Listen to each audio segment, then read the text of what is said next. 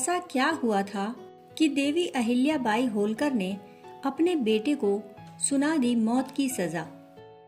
इतिहास में दर्ज देवी अहिल्याबाई के जीवन का यह हिस्सा बताता है कि वह इंसाफ की देवी थीं। उनका आदेश भगवान शिव का आदेश माना जाता था।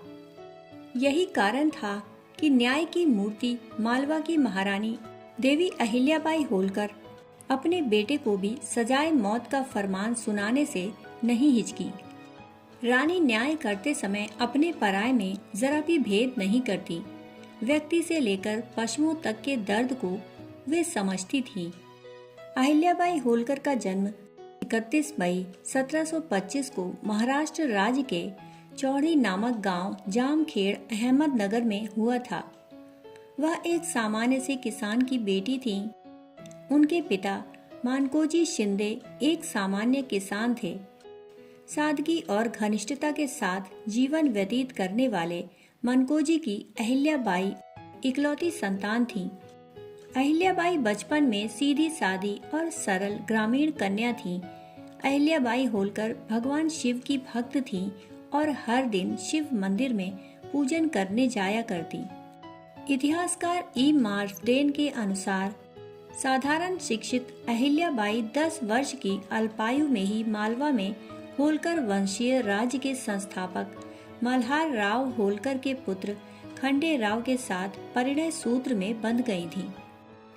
अपनी कर्तव्य निष्ठा से उन्होंने सास ससुर पति और अन्य संबंधियों के दिल में जगह बना ली थी। अहिल्याबाई की 2 संतानें थीं, एक पुत्र और एक पुत्री।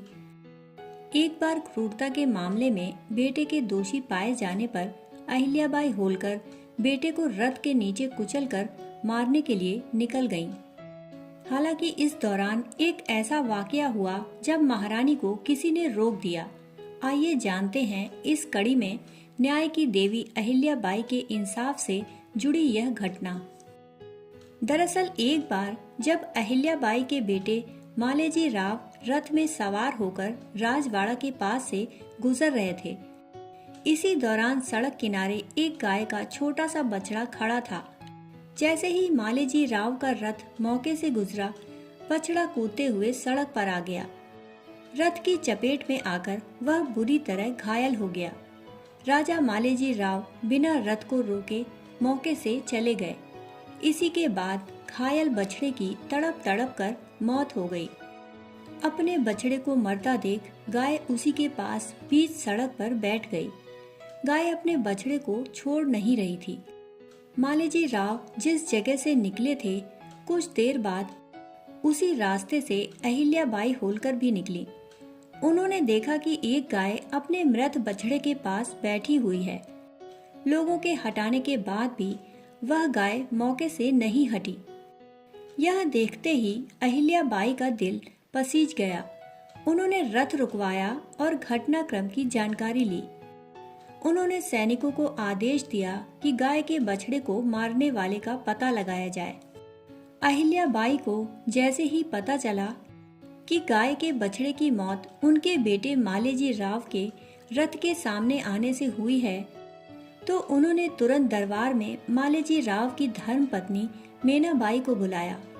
अहिल्याबाई ने पूछा कि अगर कोई व्यक्ति किसी माँ के सामने उसके बेटे की हत्या कर दे तो उसे क्या दंड देना चाहिए। मालेजी राव की पत्नी ने जवाब दिया कि उसे मृत्यु दंड देना चाहिए।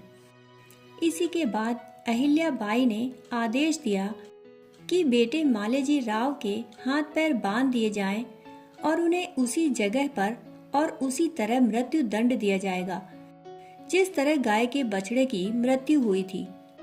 बेटे मालेजी राव को कुचलने का आदेश सुनते ही दरबार में सभी लोग हैरान रह गए।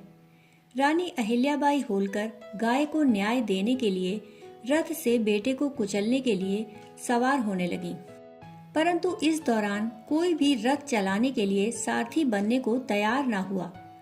रानी ने कुछ देर तो इंतजार किया, इसके बाद खुद ही रथ की कमान अपने हाथों में ले ली।